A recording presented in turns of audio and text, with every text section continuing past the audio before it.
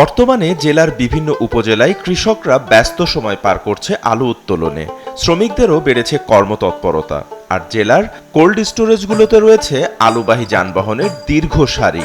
গেল কয়েক বছর আলুর মূল্য কম থাকায় আলু আবাদে আগ্রহ হারিয়ে ফেলেছিলেন কৃষক। তবে গেল বছর আলুর দাম চড়া হওয়ায় এবছর কৃষকরা আলু আবাদের দিকে বেশি ঝুঁকেছে।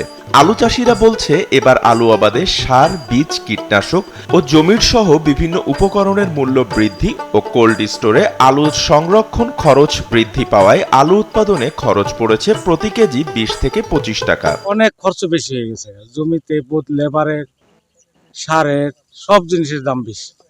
ফলন তো ভালোই হয়েছে, কিন্তু দামটা তো অমন পাওয়া যাইতেছে না। খরচ পড়ে গেছে অনেক, কিন্তু বিদেশে রপ্তানি হলে ভালো হইতো জিনিস। আমরা তো প্রতি বছরই আলু খেতি করি, তবে এই বছরের মতো খেতি কোনোবারও দেখি নেই, এবং কি ফলনও ভালো হয়েছে। দামটা যদি একটু বেশি হইতো তাহলে কি রাস্তায় আসলো কস্টিং চার্জ, সেই অনুপাতে বাজার মূল্য আমাদের নাই, সুতরাং আমরা এই আলু নিয়ে হতাশায় আছি। এখন বিক্রি হচ্ছে 14 টাকা 15 টাকা। আমাদের সরকার যদি আমাদের খেয়াল রাখতো, বাইরে যদি আলু কিছু রপ্তানি করতো, আমরা খুশি হইতাম। বাজারে বর্তমান আলু বিক্রি হচ্ছে প্রতি কেজি 15 থেকে 18 টাকা, যা উৎপাদন খরচের চেয়েও কম। আর এবছর আলুর বাম্পার ফলনে আলু চাষিরা খুশি হলেও দাম নিয়ে রয়েছে চরম হতাশা।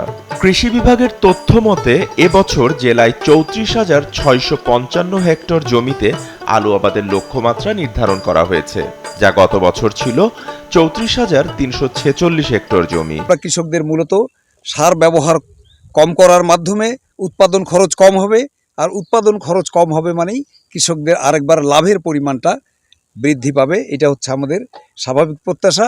তো এখন এই মুহূর্তে সারা দেশেই আলুর হারভেস্ট পর্যায়ে চলছে।